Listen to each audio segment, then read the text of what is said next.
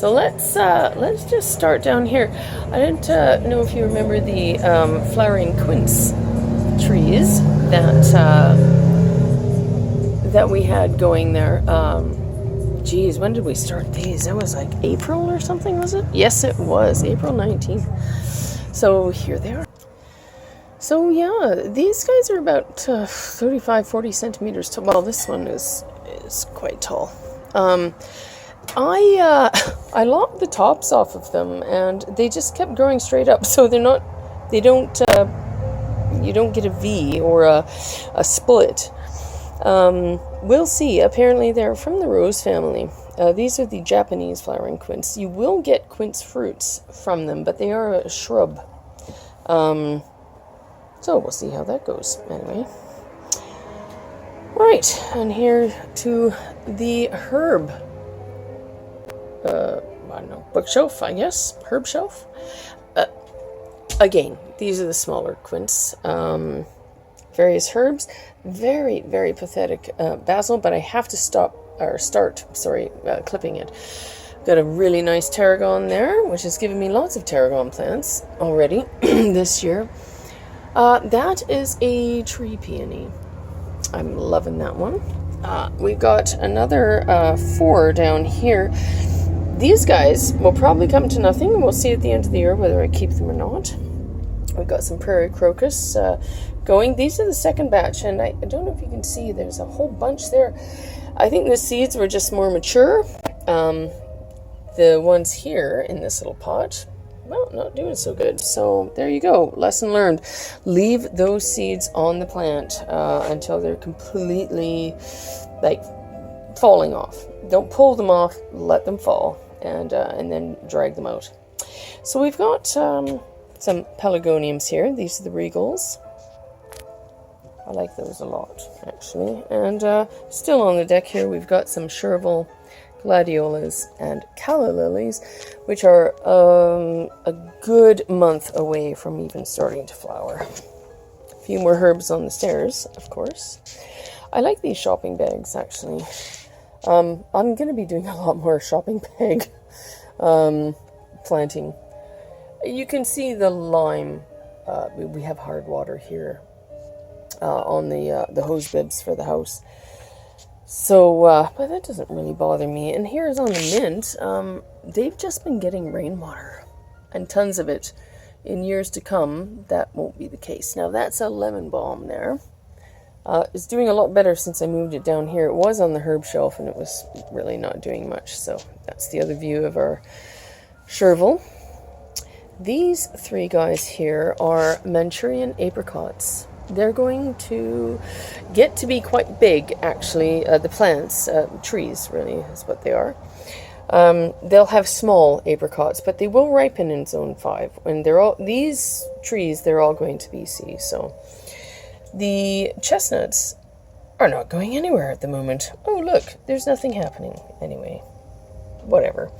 I'll hold out. I'm going to leave them for a year. So, and then I've just got 2 little terracotta pots. They're ready for some strawberry runners when they happen. This is some really nice cause lettuce, and a few different varieties there. I think I've got would be a strawberry cabbage lettuce. Got those seeds from Baker Creek. So here's the Forster's grass and a bit of dead nettle, and then on to Tim from Troll Forge's favorite plant, the spirea. Yes, he loves those so much. Or the car parking plant. There is a rock and roll astilbe there, and one there, and they do get kind of dwarfed by these ugly spirea, but never mind. That is a giant goat's beard, not very giant, but it's in a very shady area. I cut down one of the aspens. Boris used to live here, but Natasha is here. She's still here, which is very nice. So we got some Hushara, various bits and bobs I've collected over the year. Somebody's been eating that one, but never mind. Lots of thistles and dandelions behind the olive tree. This elegant lady here is our beautiful Russian olive. These leaves stay on this tree right until February, March, and then they fall in the spring. It's ridiculous. These dwarf blue spruces are actually a sparrow nursery. I can't tell you how, over the past 5 years, how many fledgling chicks of chipping sparrows and house sparrows have come out of these trees. I just don't know what goes on there. Or Hushra. A brand new dead nettle. That will come back. I mean, it's going to be fine. This is like a little lime Hushra. These are the ones that were originally planted by our landscapers. This dark one here. That'll have a white spire, and this is the Coca-Cola. These flowers stay here all summer until well into the autumn. It's just kicking butt now. And you can see these things from like miles away. It's quite amazing. They're very vibrant. Here's the hops. So despite the builder's best attempts, I still have hops. They got rid of the ones in the front, but I got them in the back. So here's my Japanese maple, which was originally a 12-stem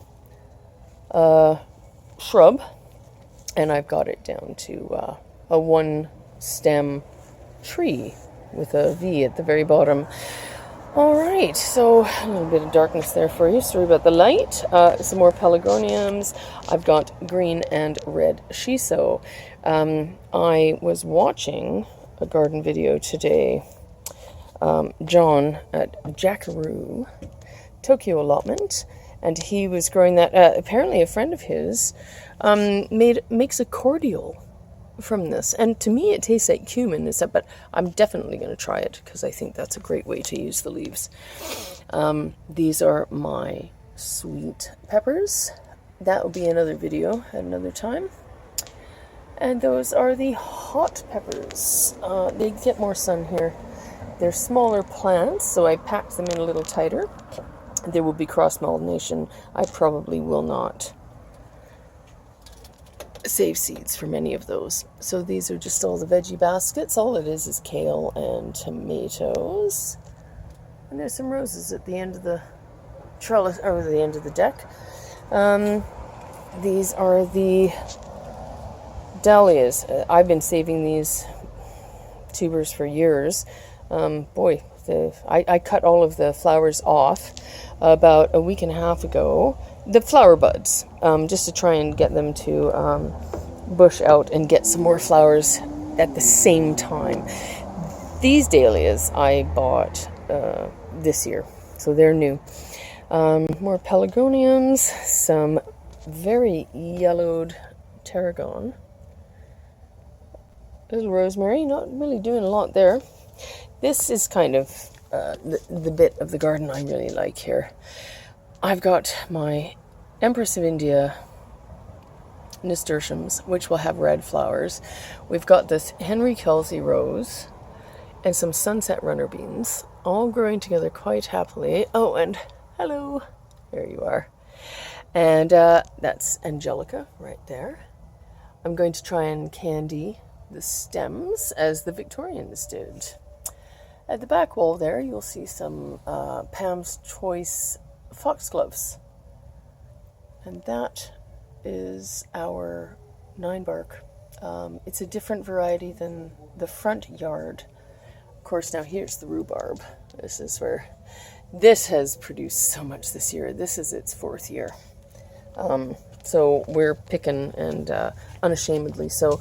I know a lot of people stop picking about this time of year, but I'm not going to. I'm going to keep going. It survived one of the coldest winters we've had in decades, and I think she's pretty well established.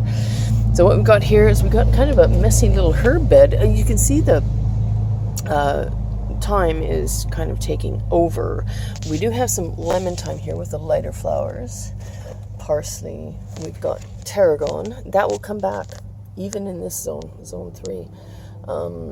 We have a rue. Salad burnet. More parsley. Winter savory. More salad burnet. So I'm liking this little herb bed here. I don't think we'll have to do much to it. There's a few little Asiatic lilies, which will never do anything. But look, there they go. They're going to bloom anyway. They get a jump on the rhubarb early on in the year. So we've got gladiolas, and of course we have strawberries. This is the best year ever. I've been very careful to take out aging plants. Look at that little daddy long leg there. Now there's a potato bug egg eater, if I ever saw one. We don't have potatoes here, but it's always good to see. I think that might be a nettle. I might have to investigate.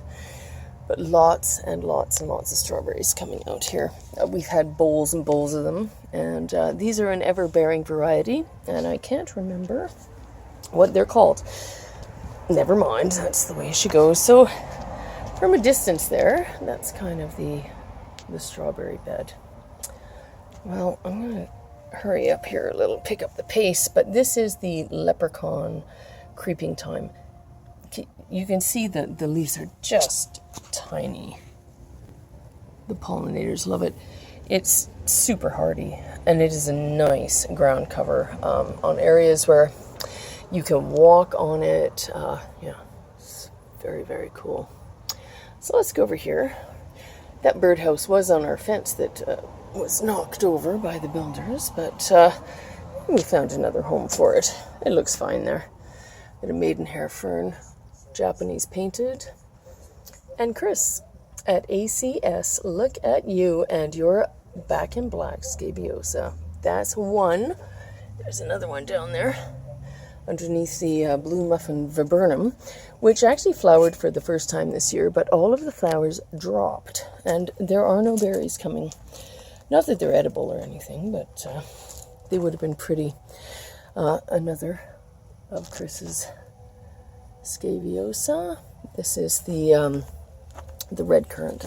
Now they're starting to turn color, and I was thinking, oh my goodness, this is like the third year, I think, of this bush here, and I've been very, very careful to prune it, the dead stuff in the winter and the new growth in the spring. Thinking, oh yeah, we're going to get some really good fruit, and this looks like a fabulous set. And then I went and watched Castle Hill Gardens and Cliff and Diane's red currants are, well, this is not a good amount of red currants. So maybe next year. A few hostas kicking around. Those are the Muscori, long since flowered. This is the one I've got the big hopes for to flower. This is the scabiosa. Now, this cherry tree was planted last July, so a year ago. And due to the rain, we have had a little bit of cracking. But I'm really impressed for a 1-year-old cherry tree, how much fruit it's actually kept. There's not a lot of drop. And then sunset runner beans here. And we've got a fern, more marigolds. And though I keep these ones, they're called Django. I save the seeds, and I just want to keep that variety. So here's a little bean that's probably not going to do much, but these guys are looking pretty good. And then over here, we've got our lovage, and this is the bird garden. This is what they plant. They plant wheat and mustard. You might see, oh, there's some mustard there. And they plant sunflowers. I think I pulled most of it, but there's one there. Yeah, those are all the things they like to plant. They're excellent gardeners, by the way. And that, again, is the lovage. We've had a few feeds off of that. Kind of tastes like a combination between Marmite and celery. And another one of the baskets. The offending bird feeders. And an Engelmann ivy. And that is it. Thank you very much for joining me.